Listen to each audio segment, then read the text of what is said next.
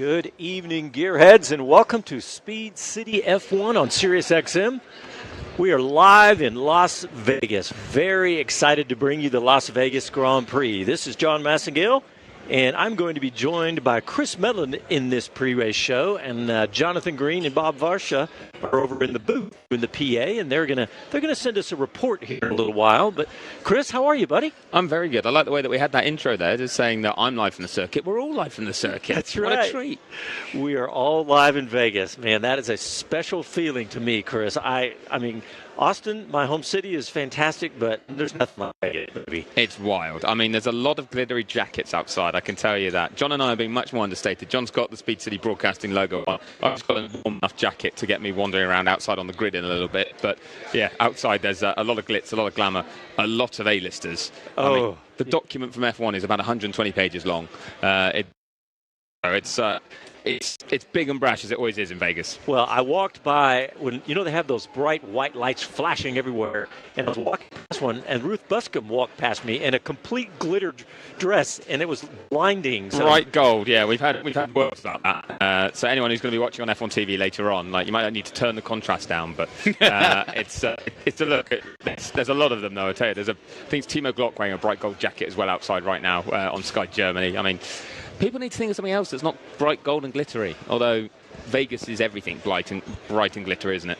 Well, Jonathan, that voice you heard giggling was Jonathan Green. And Jonathan, more importantly, he's come bearing gifts from one of the sponsors. He's brought some Girl Scout cookies, Jonathan. That's Heck yeah. Definite. And by the way, that's appropriate. They are out there in the cold. The young ladies are giving away these Girl Scout cookies, and of course that's one of the sponsors, and they've been part of the activations here, and they taste good. It's a brilliant move, because who doesn't like Girl Scout cookies? Yeah. Giving them away, or you have to buy them? Nah, giving them away. Well, why aren't people paying for them? That's true. Good point. Yeah. There's enough money in this paddock. I'm sure for them to be here, there's been a donation. That said as well, I did go and steal a free In-N-Out burger because they're free outside the front of the paddock as well. And well, then you should have one of these. I've got the sticker already, don't you worry. You're a sticker man. I do love a good sticker. That there is you true. Go. You know me, Mr. Green. Well, my grid walk was I'm mortified. My grid walk was cancelled. Oh, you know the feeling. That's why you're here. Okay. That's why I'm here. Yeah. I got all my notes. Me and Terry Crews and Renner, we're all going to have it. Beyonce and me and Jay-Z, we're all going to get together. Well, I heard you were going to be chatting to Beyonce a lot. Yeah. Well, yeah. She messaged you to catch up, right? We were going to I was going to get her to sing Texas Hold'em. I see. Seeing as we're in Nevada. Yeah. Chris, you were talking about the A-listers. Before we get into the race talk, we have to talk about the A-listers because I haven't seen the list that F1 usually sends around. It's huge. I mean, it's ridiculous. There's now a lot of names on the list where it depends what your market is. So there's a lot of influencers. I mean, I think half of the Peloton fitness crew are on there. I know, that's which is fair enough because they are a sponsor too. Yeah, but you've got a lot of athletes. Exactly, yeah, big time. Jimmy Butler's coming. I've seen. So we've got NBA and we've got WNBA has been represented as well. Magic Johnson's here. Magic Johnson. We've got Ben Affleck's here. Actually, they're going to be producing a documentary on Adrian Newey soon. Really? As well. Yeah, his production company's going to be part of that. That was announced 2 days ago, I think. So there's some cool shoulder programming coming for fans' ways. I was going to say listeners' ways, but you'll be watching documentaries. So, yeah, it's a heck of a list. Yeah, Jeremy Renner's on there as well. As you mentioned, Beyonce, just the small name of Beyonce and Jay-Z is joining her. So it's a heck of a list. And there's one that you haven't mentioned that's... is it Elon? It's Elon. Yeah, Elon's here. Yeah. As is Damson Idris, the actor from the movie. Yeah. Rob Lowe. Rob Lowe's, Yeah. Ready to get roasted again, I think. But, there's some huge names. And to be honest, I think what's quite cool about this, people might be like, okay, we get it. Vegas has a load of A-listers come along, but it's not for the average fan. The success of this race is actually kind of contingent on, does it keep bringing in the big money? Does it bring big names here? Does it bring big sponsors here? And it's only got bigger over the 3 years so far. But at the same time, so has the ability to have general admission tickets and at lower price levels. So we've got a sellout. They announced it earlier. It has sold out. And I think it's sold out at a better price point than in the past too. So I think it's become more accessible for American fans to come here. Originally, they marketed this race at, they thought 50% would be domestic, 50% international coming in for it. And they found over the first 2 years there's more 80-20, domestic being the bigger number. So they're trying to make sure it's more accessible to fans. Well, I'll tell you, if your hotel is like my hotel, there is so much gear and kit and hats and shirts. I mean, it seems like about every other person walking through. Yeah, it's incredible. The last 2 days, especially, you've really seen it ramp up. Obviously, we get here a bit earlier, so Wednesday, John, we were doing wheel to wheel, weren't we? And we were recording then, where you're looking at, okay, it's just media day. Maybe fans haven't come into town at that point. But Thursday night, Friday night in particular, and now everywhere, and it's so cool. You really do feel like you feel like there's more people here than can buy a ticket. They just want to be part of it as well, which is really cool that Vegas has that draw. Well, and when I was driving into town, because I drove in from California and went the other way, but as I was driving in, I said this on Wheel to Wheel, Chris, but the city is just unbelievably inundated with Formula One. You know, all the big screens that are everywhere, not neon, just big giant screens, all about Formula One. I mean, from the very first hotel I saw as I hit the edge of town, I mean, and everywhere, it's all about Formula One. Yeah, and I mean, that's really hard to do in the city of entertainment. Yeah.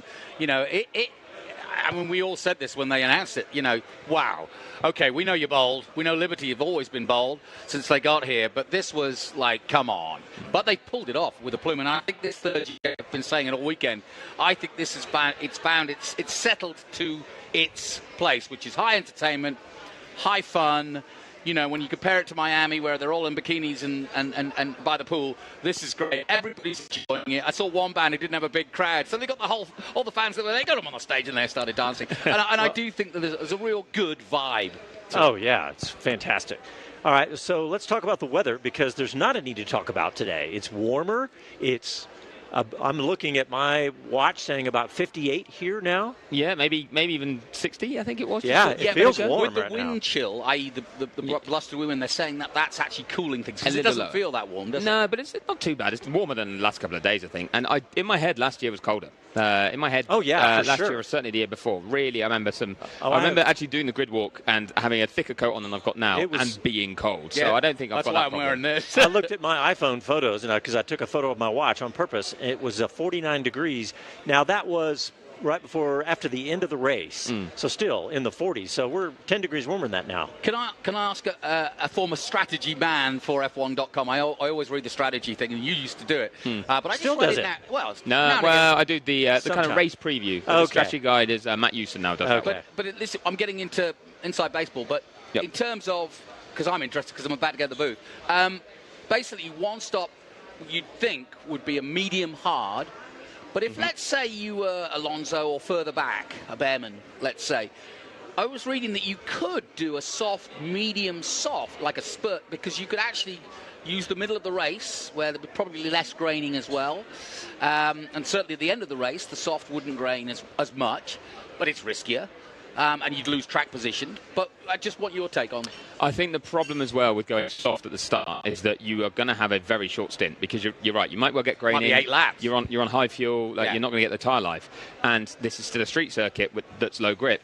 If there's there's a fairly high likelihood of safety cars or virtual safety cars, well, you don't have flexibility to make a pit stop under that if you've got to make an early one by starting on the soft. Yeah. The soft means you've got to make your stop by lap 10, for example, and that's the only window you've got for that safety car. If you're on the medium or the hard, you can run much longer, lap 20, 25, 30 even if you're on the hard. And if you get a virtual safety car or safety car in that period, you can take advantage of it. So I think that's why I'd be surprised, but normally someone does surprise. There's 20 cars out there. Someone's got to do something different sometimes. Well, you've got to look to Hamilton, really. Mario Isla was sitting in your seat last night, if you heard him, saying that Hamilton might use the hard to help Leclerc and the team get information on the hard, but then again giving it all away to the other teams. That said, they've not all got a Ferrari. There's only 2. Yeah. But it could be somewhere that Hamilton could perhaps do something different. So given the fact that we've had rain prior to today, and yesterday was wet, and it means the grip level is still low, I reckon we're more likely to see trouble with the tyres again today than maybe a year ago, where it had been a bit of a ramping up. And even then, it was a 2-stop race, medium, hard. Pretty much every team has saved enough to do medium, hard. I think, if you look at tyre sets, I think only Sauber haven't. Yeah, and Alonso's got more than mediums than a couple of others. Yeah, quite often what Aston Martin do as well, it looks like they're used, but they've done one scrub lap and that's it. But I think medium, hard is actually going to be the most likely strategy, with some trying to do a medium hard. But this is a track you can overtake. So the thing is, if you go for that one stop and don't make it work, you will get past. You can't just block people in for the final 10 laps. They're going to cruise past you into turn 14. Such a long straight, you just get good traction out of turn 12, you're going to get a move done. So I'm thinking more 2-stop, which would lend itself to someone maybe using the soft at some point. potentially someone with a bit of a Hail Mary at the end of the race. Think Max Verstappen 2 weeks ago. Yeah. Going for that last stint on the soft and being attacking. So, or if we get a late interruption, and then maybe you would then too. But I think we've got some unknowns on the tyres that will be quite fun because, as you say, that Mario was pointing out as well, Lewis might use those hards because Ferrari need that knowledge. Everyone needs it, yes, but a team that needs it and has a driver out position can use that driver for that reason. I think Yuki Tsunoda, starting from the pit lane, might do something similar. Yes, good.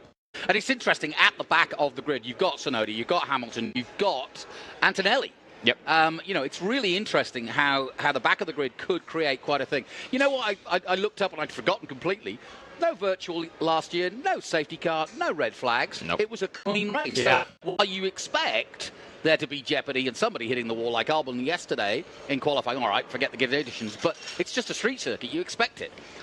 So it didn't happen that way last year. Might be the same this year. All right, so Chris, we had all the rain all week long, really, and so we have a nice dry race.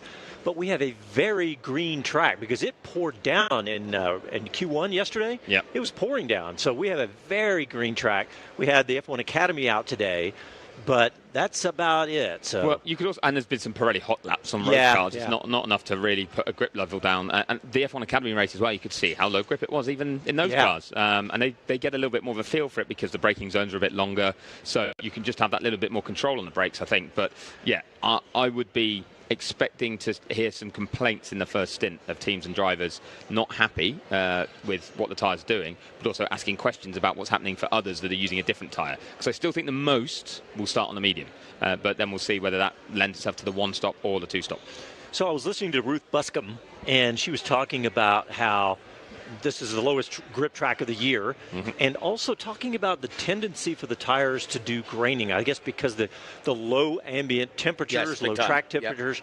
And so how she talked about how if you're not careful and you have a moment and the tires are sliding at all, that can affect your race in a dramatic way for several laps. Yeah, so. You can go through a phase of graining. For listeners who don't know what graining is, it's when the tyre is not at the optimal working temperature, so it's not gripping very well, slides around, and basically the compound rips. And It's you like get a pencil eraser. Yeah, well, yes, but it starts to rip up the rubber that's from the tyre. It shreds off the tyre, but then, because both are still hot enough, that bit of rubber that's just shredded off, like a little ball, then sticks back onto the surface of the tyre. So the surface ends up covered in these little balls, essentially, which means your contact patch becomes much reduced. It's not the smooth, flat tyre surface that you want. It's like an aero bar. Yeah, it's just the bits the bubbles as such that you're running on, and that's the graining. So it's why you can see it as well. You can only see the discoloration because there's bits of rubber that are stuck onto the tyre.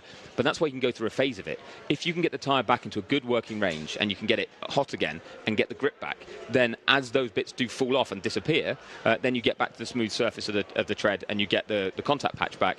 You get your pace back, which is why teams have a decision to make if graining is something that people are talking about during the race. Is that, do you try and get through it and hope it cleans up and therefore you save yourself a pit stop or don't have to stop so early, or do you pit straight away thinking we're going to lose too much time over these next few laps? I was going to say, it's already too late. I mean, once you've got graining going on and you're starting to lose lap time, you might, almost at that point, you're almost certain to have an extra stop, right? Well, no, because some do that, and as soon as they do it, someone else who's got graining goes a lap or two longer and it cleans up, and they go quickly again. Well, they haven't made the pit stop. They've lost about 4 seconds, say, as an example, and they've saved that stop. So it is all about not jumping the gun, and that's why it's harder for the people that hit graining first, because they don't see how it plays out. They don't see how anyone else has handled it, and they have to make that call themselves. So it can be really, really tricky. And with the lack of running we've had this weekend, we didn't have long runs much on Thursday, get there in the end. Has anybody done any high fuel runs? Not really. There was cars with high fuel in them, but we had interruptions to that running. So most teams and drivers think it's a big unknown about how their cars will perform on high fuel. Sadly, Max Verstappen yesterday seemed a bit pessimistic. Yes, he did, didn't he? Based on his practice pace. So hopefully... We've seen that before, though. Yeah, exactly. And I'll admit that everyone says, who's your favourite when I get asked questions by fans at races. I'm like, I never have a favourite. I have what I want for the best storyline. Exactly. For me, Max Verstappen winning this race would be better to keep that intrigue in the title fight. Oh, well, if we're going to have fantasy, can I go with here's my start. Are you ready? Go. 112 metres to the first corner. I look that up. Verstappen's on the dirty side of the track, but the Dutchman will get his elbows out, and he knows who's on his right-hand side and can't afford to lose the 24 points he has as a gain. So Max will do what Max always does. He will force the issue up the inside, push them both wide, Sainz was Piastri first and second into turn 2. Wow. What happened to George Russell from fourth? But he got a little... He got out of shape. That was Johnny Green saying got out of shape. I don't know. But That was a visual moment for radio, so... yeah. All right, guys, well, we're going to take a quick break. When we come back, we'll talk a little bit more about qualifying yesterday. Also, in this next segment, Jack Crawford, American reserve driver for Aston Martin, will be joining us. You're listening to Speed City. We'll be right back after these messages.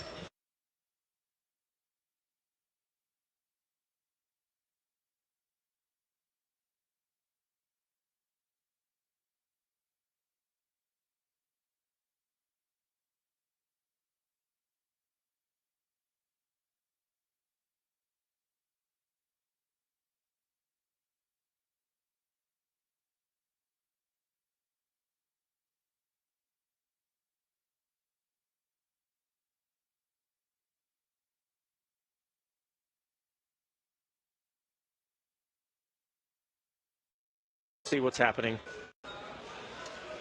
And this account that I'm logged in on is not a premium, so I'm having to watch a commercial. There must be quite a few people out there on YouTube of the regulars that are struggling because this is a strange time zone for a race. Okay. Bill Ricker's here. He says, good evening. James in Woe for life. Said it's race night. TW, Tim's here. Hello, race fans. Joe of Oyster Bay is here. Everybody's here. Oh, James is in Ohio. Welcome, James.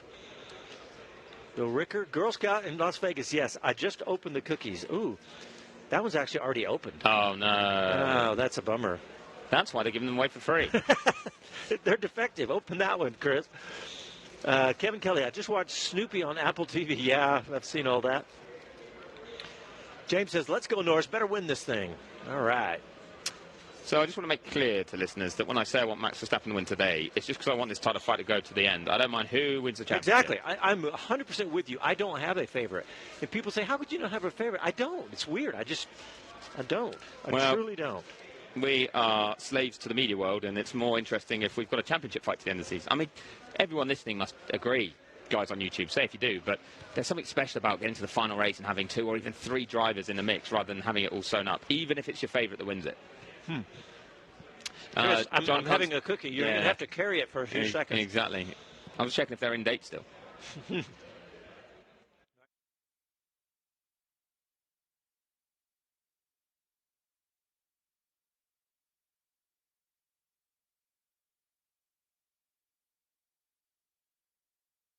Hi, this is Max Verstappen, and you're listening to Speed City. Welcome back to the fastest hour in radio, Speed City. All right, welcome back, Gearheads. We're live in Las Vegas, about 45 minutes away from the start of the Las Vegas Grand Prix. Jon Massengale, Chris Medland with me here.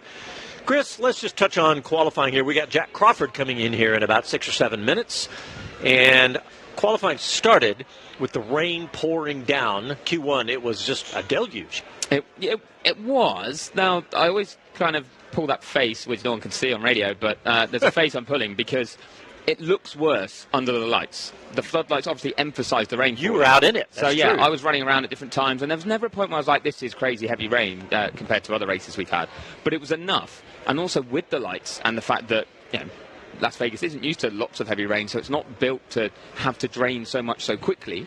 They do have some great storm drains that I think caught the eye of some people earlier in the weekend when we had a proper deluge, and they were doing their job, but people said it was flooding everywhere. And it's like, no, it's actually clearing away all this water. Those social media pictures were kind of very deceiving. Yeah. Jonathan Green has joined back with us. I didn't know if you were coming back, Greeny. Well, yeah, I was, like I said, I was just checking that I wasn't not doing the other job.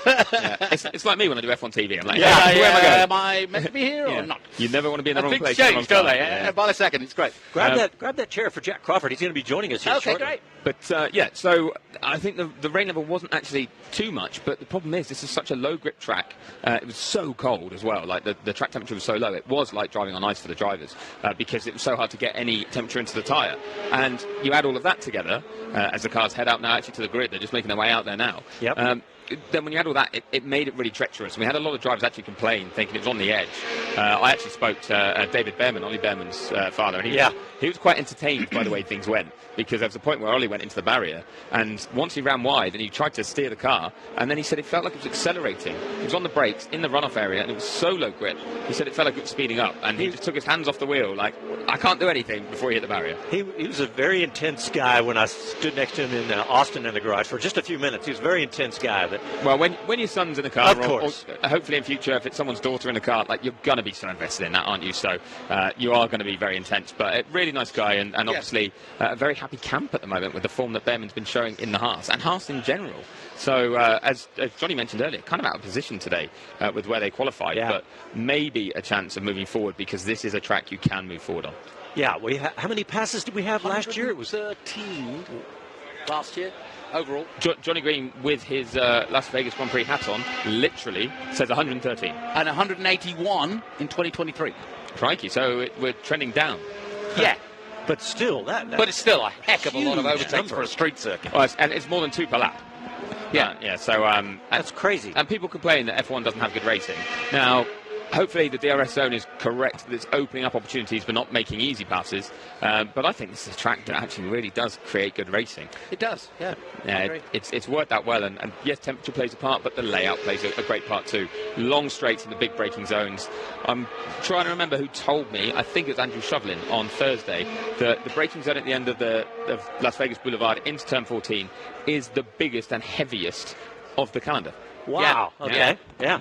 And by the way, going past our commentary booth, which is the last turn on the circuit, do you know how fast they're going? Right about 200, right? Exactly 200 miles an hour in dry conditions, which is stunning for a last corner. It doesn't look like a corner to people on TV. But it is. Yeah, believe me. I've run Are they lifting? No, they're flat out. That's what I thought. They're absolutely flat out. F1 cars are acting like it's not a corner, but when you go out there and you see it and you think, if it's a corner, if something goes wrong here, like you lose grip or you have a failure, dare I say it, but there's a concrete barrier waiting on the outside, it would be a huge accident. Oh, mighty. Actually, one of the Academy girls, Alba Larson, spun round in the opening laps while taking trying to take the lead, and she amazingly missed the wall. Now there's a lot slower and all the rest of it, but I was thinking at the time, my word, if it was an F1 car that lost that rear end grip, it would take you all the way down the front straight. Yeah, but that was in the wet, wasn't it? Yes. That crash, I do remember seeing that. Yeah, and I think a few drivers were a little bit scribbly through there in qualifying yesterday, and it just showed how difficult it was for them all, and in that sense, hats off, I must say, if I'm bringing it round to him, but Lando Norris getting the job done when it was so easy, I guess, for things to go wrong. Well, watching that last lap with Max on the pole, with Lando on his last few corners, I didn't think he was going to do it. I thought Max has done it again. And when he did it in the rain under all that pressure, like I was saying last night, that was a phenomenal lap. In the commentary, I burst out, he's blown it, because it is minuscule moments, but he lost the rear once and then again a second and a half later, and I thought that's too much time, but he kept his foot in. And what amazed me, not just that he kept the time and got the lap, was the risk he was taking to ruin all of what he's done this season, possibly. Yeah, but I think what was really interesting, actually, anyone who did watch qualifying or seen the highlights now or heard any of the commentary on it, was, turns 14, 15, 16, so it's the kind of triple chicane at the end of the strip before you finish the lap. In the wet, cars were out of shape there all the time, and actually it was almost like they were driving it on the throttle a little bit. Yes, turning the car on the throttle, and it's if you overdid it, you had to catch it. Lando definitely overdid it, but I think it showed that was still a variation of he was doing in the right thing. Yeah, and one thing here, actually, you'll see drivers sliding a lot today, or hopefully hear it if you're listening to people listening to us here on the radio. But because the temperature is so low, actually sliding, which creates tyre temp, isn't a bad thing. Yeah. You can have a little bit of a slide. Good point. I was told qualifying was the bigger issue. Turns 1, 2, 3. If you had a bit of a slide and brought the tyre temperature up with it, that was fine. You might get that grip for later in the lap. You don't trigger any graining, though? No, not over one lap at least. And also in the past, if you did that on another racetrack, it would spike the tyre temperature so high that you would start to slide because they were too hot, and your lap would get worse and worse and worse. Here, actually, that could make it get better and better and better because you've created some temperature, gives you a bit more grip. You can then take the next corner a bit quicker, more temperature goes into the tyre, and it builds that way. So that was why we actually lost seeing the art of that yesterday because it happened in the wet. But that's why sometimes sliding here in Vegas isn't quite such a bad thing. Yeah, wow. Well, we're waiting to hear from Jack Crawford. He's going to be joining us here moments away, American driver for Aston Martin. And what a great story he's got. Have you set him up? He's outside. He's outside. Shall I go and get him? Yeah.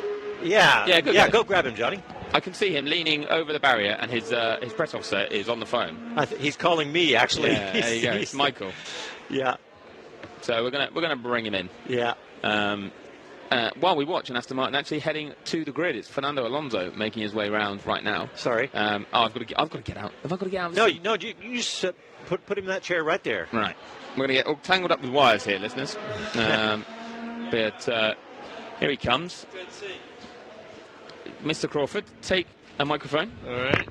Hey, Jack. Hey. Good to see you. Don't rally too much with those rings, though. I tell you, you've got some bling on that left hand. Wow. He's an F1 driver now. He's got to have bling. What's the middle one? A lion. Into the mic. Come on, give the answers into the mic. Yeah, it's a lion and it goes in the dark. So. Oh, cool. Oh, well, it's not glowing right now, but we'll pan, isn't it? Yeah, it's hard to tell. All right, nice. Anyway, Jack's with us, listeners. Jack, super excited to have you. Very excited to have you here in Vegas, especially in an American race. Yeah. You've been in the headlines a ton lately, and some fantastic news for an upcoming race here. Yeah, excited to be here. I'm not that cold, which is good. It's actually pretty warm in the hospitality building, so that's been good compared to last year. I felt like I was freezing. And 2 more races to go, FP1 coming up, so I'm excited for the rest of the year and excited to end the season. Yeah, it's Abu Dhabi, isn't it? You're doing the FP1, and then the young driver test afterwards as well with Aston Martin. Yep. But then you've got the F2 title to try and win over those 2 weekends. So, how dare I say the word distracting, but how distracting would it be that you might be going to a title decider in F2 and jumping straight out of an F1 car to qualify? Actually, I spoke to Fernando a bit about it, and he was like, well, you get more track time, so a bit more experience. So hopefully I'm going to look at it that way and see it as, more track time.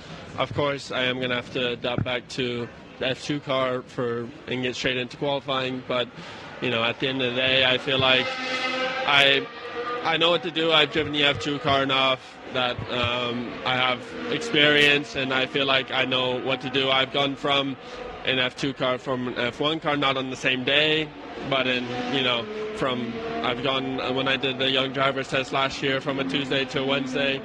That's the closest I've got. So, but I'm looking forward to that opportunity. I love being busy on the weekends, so, being on track a bunch, and, of course, doing the test after. So what are you doing this weekend here in Vegas for the team? What are your duties?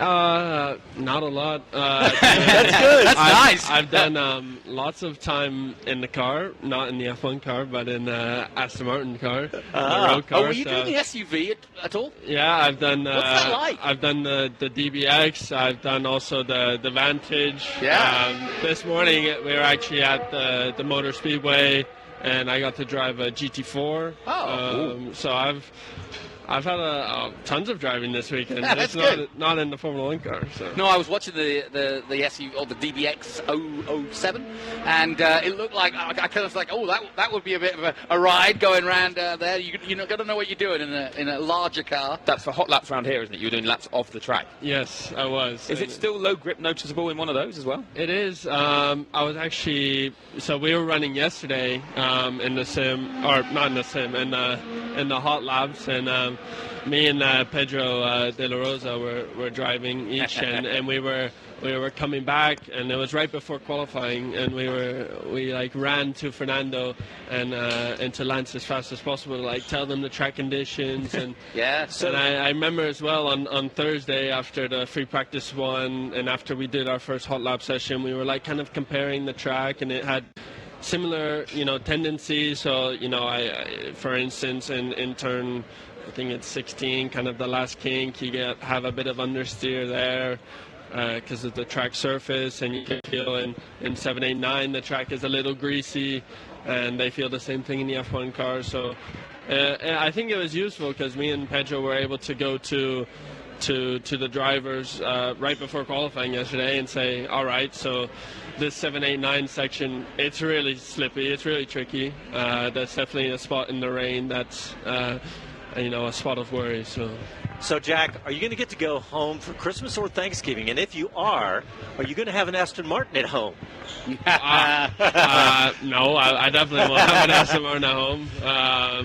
I think when I'm driving for the team full time, then I can get an Aston Martin at home. That'll be nice. But I definitely won't be there for Thanksgiving. I think Thanksgiving is next weekend. Next weekend. Yeah, and I'll be in Qatar. I thought you might get a day, maybe. I don't think I've been home for Thanksgiving in. Yeah, it's been a while. It's been a while, with the F2 stuff, and we run so late in the year now. I mean, it's just how it is. Is there any insight that you can give us from the team about? We were just talking all about how the track is super green after all the rain. Anything that you can share with us today? Any secrets? Today I did some laps already. Track feels good. It feels like the fastest it's been all weekend, and so I can say the grip is pretty good. Oh, that's good. It's funny you say it's good because we've just seen George Russell go straight on at the end of turn 14 on his to the grid. So it's still all relative, I guess. It's better than it's been. It is relative. It's better than it's been. I mean, it's still cold, but I don't feel like it's that cold as it was, I think, on Thursday or Friday when we had, the big showers as well. So as long as the rain stays away, I feel like it's going to be a good race. Well, speaking of rain staying away, because it's dry, I'm going to go and run out to the grid and go and try and do an interview some people. Jack, you can have my seat if you want. You can get yourself a headset here. Sure. I'm going to go and see who I can bother. But also, you and I will have to find some Thanksgiving turkey in Doha next week at this rate. Yeah. Good luck. Exactly. Jack, I just got to ask you, obviously every now your thoughts are turning to what you're doing with Formula One as well as what you're doing in F2, but just sum up your season because, I know it doesn't really matter, and the form guide has shown that, you don't have to win the title to get a chance to be a Formula One driver. We've seen that in Antonelli's case and Behrman's case. Do you feel that you have satisfied both your personal and your team needs for your career this season? I think the goal, of course, for this season was to get my super license, do a good job, and get a spot in Formula One. And I have a spot in Formula One, not on the grid, but the next best thing. And I feel like if I win the championship, if I don't win the championship, it looked good on my CV, but I don't think it would make or break the difference of me getting a seat or not in the future. So I feel like now it's just for for pride to have that on my resume would be great, but it's not. I wouldn't say it's make or break or anything for my career. So I feel like I've done everything this year that I've needed to do for me. I can't say how excited both we are and the American fans listening, because these are the words we've been waiting for almost 10 years now. Absolutely, Jack. I mean, no pressure, but there is a lot. I mean, we've got Cadillac coming in now, and but to have you as really, the team is one thing, and it's fantastic to have Cadillac and Haas, right? But having an American driver, I mean, I kind of get chills thinking about it, and I'm going to embarrass him a little bit because Jack's a big, handsome American. He just, you would fit the part just perfectly, honestly, Jack. So we're really excited. Well, we're all behind you. I think that's the point. I want to ask you about Formula 2. I feel like if I were you, maybe the pressure's off just a little bit off of Formula 2. You've got the reserve seat. Maybe it's even giving you a little bit of better headspace, a little more relaxed confidence going into the last two F2 races. Yeah, for sure. I definitely felt like there were times in the middle of the year where I was literally racing for my career. It was gonna be make or break. I remember sometimes and very early in the year when I had no points on the board, I was like, this is it. It's the dream is not going to happen, and had some good results, and of course to now have everything signed for next year. It's already done. I think it's great. It definitely relieves a lot of pressure.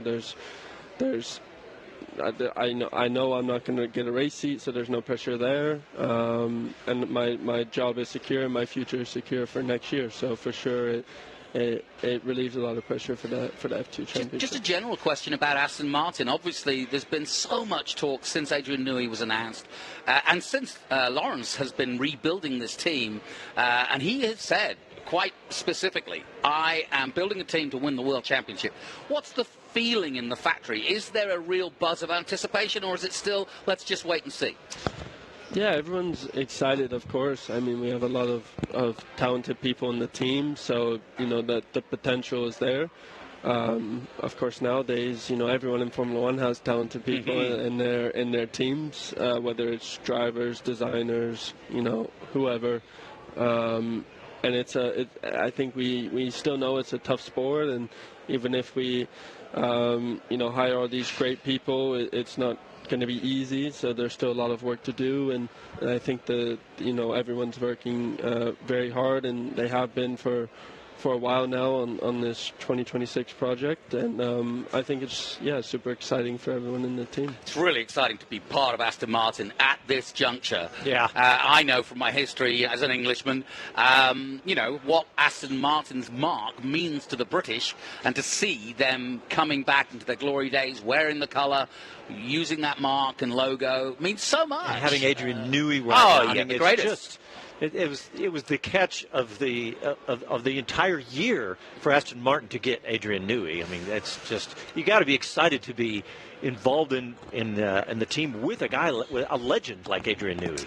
Yeah, I'm super excited. I mean, it's great. He hasn't had much input on this year's car. Right. It's been fully focused on the 2026 stuff, which I've been able to of course run in the simulator, and I haven't met him, but I've seen him walking around, and I've heard some funny stories about him. How he's a good cat. How he works really hard and works at some weird times at times, but it's exciting for the team. Of course, he's been so successful in the sport, and has continued to be successful. The Red Bull that's won the last couple of years has been product of his work. It's super exciting for the team. One more question. I just got to, the timing is great for you. You must have grown up watching Fernando Alonso. Now you're literally sitting in debriefs with him and probably hanging out and talking shop. And he says that even when he retires, which has got to be fairly soon, that he wants to play a part in the future of Aston Martin, which therefore involves yourself. That's got to be exciting for you. Yeah, it's exciting. I mean, Fernando's, obviously a legend of the sport, whether it's been in Formula One or Le Mans, or, the times he tried out in Indy 500. He's been super successful, and it's super cool. I remember watching my first Formula One race and in person in Coda a long time ago, and he was racing for a Ferrari back then, and I didn't really know who he was, because I was 7 years old at the time, but I remember it. I remember the red car, and I remember it having a blue helmet, kind of blue and yellow helmet. But yeah, he's a really nice guy. He's of course very passionate about motorsport, which is something that I feel like I have in common. He loves just racing in general, whether it's a GT3 car or a hypercar or all these different cars. He loves it all, and I feel the same way. So it's cool to kind of share that passion. Yeah, 7 years old. I know. Well, this is what's great about where you are, Jack, is that you're still young. You're coming up. You kind of fit the perfect mold because you've been involved in motorsport since 7, right? Yeah. I mean, I've been karting since I was 4 or 5 years old, and that was my first time at a Formula One race was Coda 2012 when I was 7 years first old. one. The first one. Yep, I was there with my dad, and that was my first ever Formula One race, and I didn't go. I had to listen to us, but other than that, it was my first ever Formula One race, and. I don't remember it. I don't remember it well. I just remember some of the cars. I remember seeing a McLaren. It was silver. Fernando was in a Ferrari. I remember. Yeah, he was. I remember great. seeing the Ferraris. I remember seeing a Mercedes. I remember seeing a Lotus.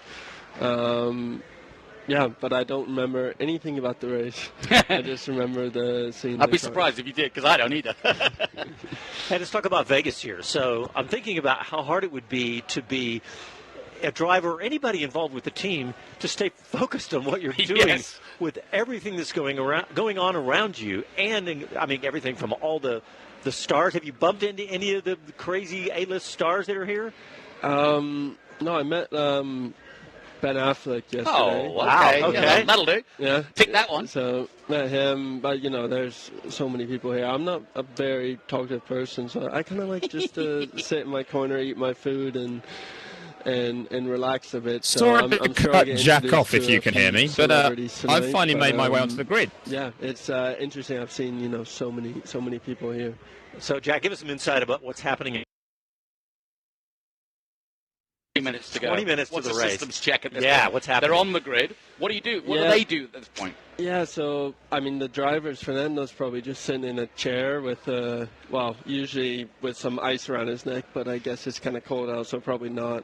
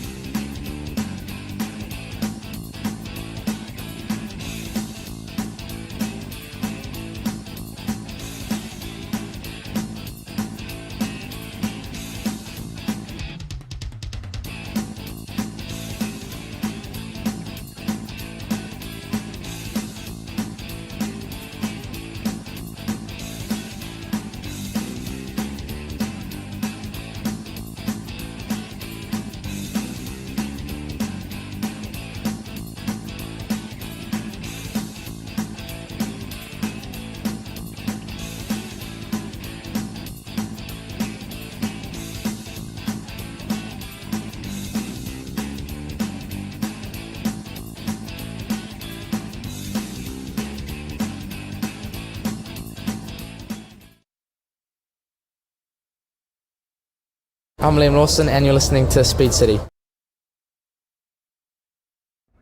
Thanks, John. Yeah, we're perched above right next to the last corner where they'll be passing us in the race at just about 200 miles an hour in these conditions, because the conditions are very different, Bob, than yesterday. It's been a tumultuous week of weather, if nothing else. Yeah, it definitely has been. And it's funny you should mention this last corner. It's turn 17 on a 3.8-mile circuit. Cars go by at about 200 miles an hour. Of course, they weren't doing quite that much during practice and qualifying, mainly because it was soaking wet. But, boy, when they get grip, they just fly through here. And it's been really impressive to watch, I think. Yeah, I said in our opening little salvo at the start of our show that I felt that this was going to be one of the most exciting races, A, because of the way qualifying went, and therefore it jumbled the grid up a bit, but also because really we often talk about run programs all weekend long. Those run programs where you try to sort out certain things have not been able to be finished by anybody. So we really do have a little bit of a lottery in terms of, time on track, time on uses of fuel loads, and time on uses of different tires. It was great talking to Mario Esler last night. even he couldn't predict what the best way to go was. Right. It seemed like every time the cars went on track for practice, it was wet, or it was dusty, or in some other way, the teams all knew they were getting bogus information. And nobody knew about long runs in particular when free practice 3 ended abruptly. And all the drivers in their interviews said, well, we don't have the whole picture here, but nobody else does either. So, it'll go well. I have to say, it was the most thrilling qualifying I have seen in, my Formula One career going back to 1987. You should excuse the expression, but just balls out in the most outrageous circumstances. I was sitting here as the cars were getting ready to go out. I thought, surely they're going to call this a wet session. Yeah. But I guess they just assumed nobody was going to go out on anything but wet tires. And that's pretty much how it turned out, except for a few laps on the reds at the end. Just really exciting stuff. And hopefully tonight's race will be just as thrilling. To say, I'll ask you the unanswerable question. How's this going to pan out? Who do you how's it going to lay down, do you think? It's a good question. We're kind of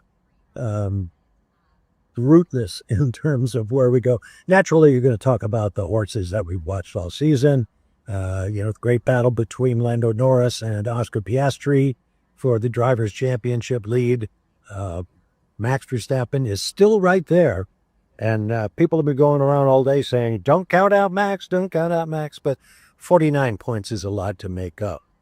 Though, if he can get to the front, hold off everybody, and pick up a quick 25 points, it could go well for him. Nobody's going to clinch a world championship here, but you can put yourself in position to take the world championship at the next opportunity, which right now is looking like Qatar.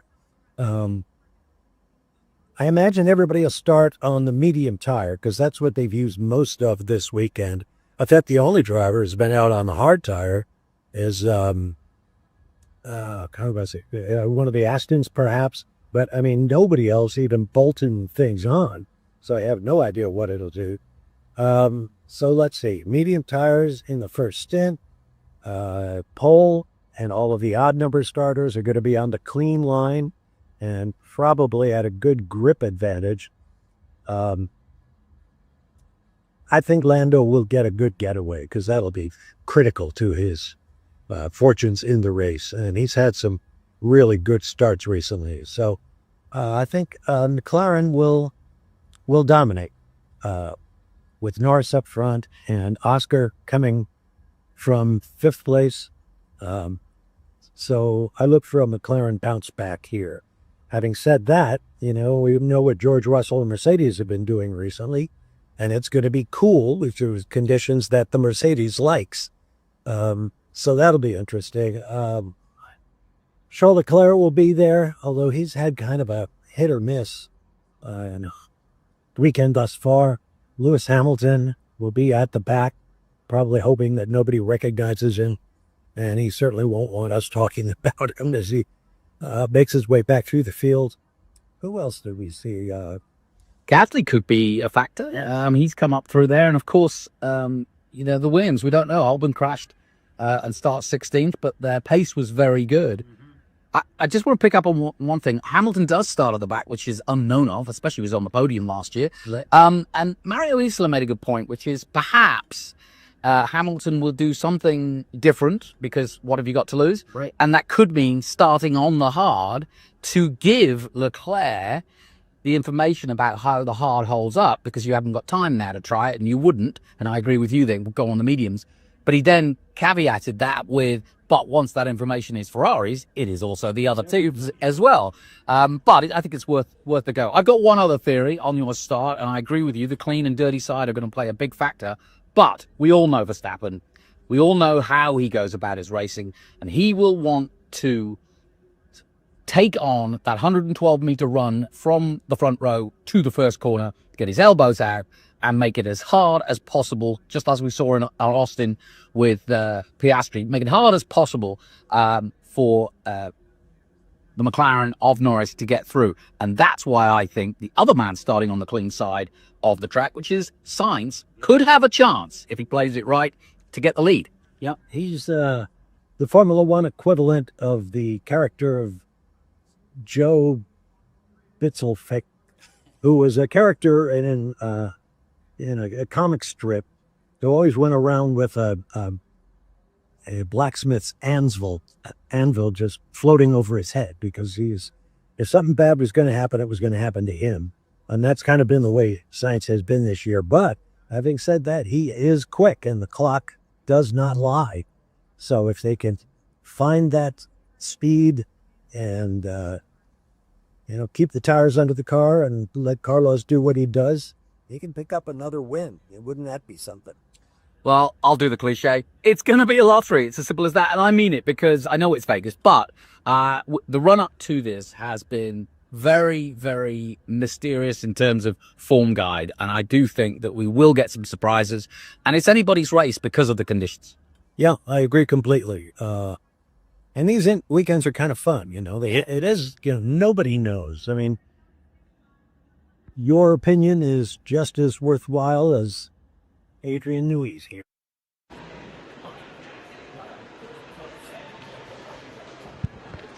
All right, well, that's Jonathan and Bob Varsha. Really excited to have them in the booth doing the PA to the crowd.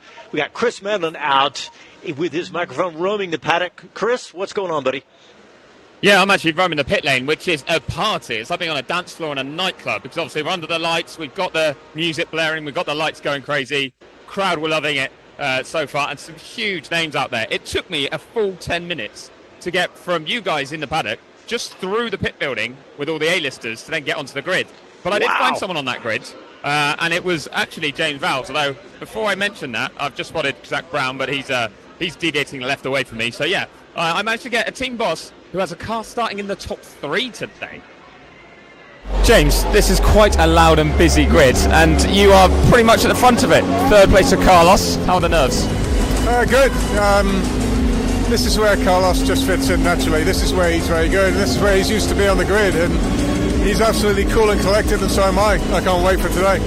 Well, you've got one car here, one car kind of out of position after the incident for Alex. Is the car okay for him for this race? Yeah, fully rebuilt, pristine, back to new. He's so frustrated, and I get why. That was a lap that would have put him basically P1. So the pace is there, and it's always frustrating we don't translate it. And I have no doubt he would have been right here on the grid as well. And 2 cars here would have been very powerful. But trophies, is that on the cards? I mean, Carlos has done it this year already. I think the reality, right, we know we've got at least 2 fast-starting cars right behind us. It needs a little bit of a lot coming our way for a podium. I think more realistically, a very high point-scoring position. Podium might be a little out of reach, but you don't know that. You got 2 championship rivals right next to each other, and Carlos has the best view of it going into turn 2, so let's see. Yeah, Max Verstappen never quiet off the line, so we'll watch that one with interest. Good luck today, James. Thank you very much. Thank you. Yeah, wouldn't that be amazing to see Carlos Sainz a podium again? Chris, go ahead, buddy. You're out in pit lane. What do you got? Yeah, well, I'm actually heading back into the paddock. It's still chaos out here, I tell you. There's obviously teams are trying to go about their normal business, but this is a race that's full of glitz and glamour and people, and there's so many of them that they can't actually move everything as quickly as normal. So you can see some pretty stressed personnel trying to make sure that the grid is clear and that everyone's off it in time to go racing. How an F1 driver keeps their focus amid all this, I have no idea. It's so impressive that they get in the zone. I had a look at Oscar Piastri trying to get himself ready and calm just before he jumped in the car. And they have to take themselves away from as many people as possible. But it's so impressive that they managed to do that. Wow. Well, Chris, I know you're going to make your way back over here to the paddock. I don't think we've run down the entire grid today, so I'm going to do that right now. We've got about 5 minutes, so let's do that real quick. Of course, we got Lando Norris in the McLaren on the pole after an amazing lap in qualifying yesterday. Right behind him, Max Verstappen. Doesn't that set us up with a fantastic front row? 2 championship contenders on the front row, followed by Carlos Sainz. We just heard from James Vowles, the principal of Williams. And right behind Carlos Sainz is George Russell in the Mercedes. And behind him, the other championship contender, Oscar Piastri in the other McLaren. followed by Liam Lawson in the Racing Bulls in P6. Fantastic position for Liam Lawson. Really impressive of late. Doing a good job to try to secure his seat for next year. And in 7th position, the legend that is Fernando Alonso in the Aston Martin. We just heard from Jack Crawford here in the studio with us a few minutes ago talking about Alonso. And in 8th position, Isaac Hadjar in the other Racing Bulls. In 9th position, the Ferrari of Charles Leclerc, the first Ferrari in 9th position. So we'll see how they do today. Charles could come through the crowd here. We'll see how that works out. And in 10th prize position, Pierre Gasly in the Alpine yesterday. Followed by, in 11th, Nico Hulkenberg in the Sauber. Again, nicely done for Nico Hulkenberg. And in 12th position, the other Aston Martin, Lance Stroll. He looked good yesterday and finished qualifying in 12th. And behind him in the Haas F1, the first Haas F1 car is Esteban Ocon. And in 14th, right behind him, his teammate in the other Haas, Oliver Behrman. Behrman has looked great these last few races. Really impressive. We'll see how he does today. Or tonight, I should say. And in 15th position, Franco Colapinto in the other Alpine. So we'll see how he gets along from 15th. And in the 16th position, the other Williams car, Alex Albon. And remember, it was definitely a shaken up qualifying with all the rain. So some people, a little bit out of position, and I would expect Albon to do a little better. But and behind him, another gentleman who might have expected to do a little better yesterday in the other Mercedes, Kimi Antonelli in 17th. Followed by Bortoleto in the other Sauber in 18th. Yuki Tsunoda down in 19th. And in the final position, Lewis Hamilton in 20th. And Lewis really is there a little bit artificially because he had just crossed the line to be able to do one final lap. And the track was drying. The track was rubbering up. He could have had a much better position. But he ended up with 20th because the team didn't communicate with him, so he basically let off and didn't think he'd made it. So he ended up in 20th position. Chris Medland, I just want to check back with you. We've just got about 3 minutes left in the show before the race. Get back to the paddock. Are you even still connected with that crazy crowd out there? All right, well, that answers my question. Yeah, all right. Well, Chris is not going to be back with us, but we've got about 3 minutes. No, we need those. We got about 2 minutes left. So let's see. I'm just checking to see if there's been any messages on anything from FIA or anything like that. Always like to do that before the final. All right. Well, I'm looking at the replay of qualifying yesterday.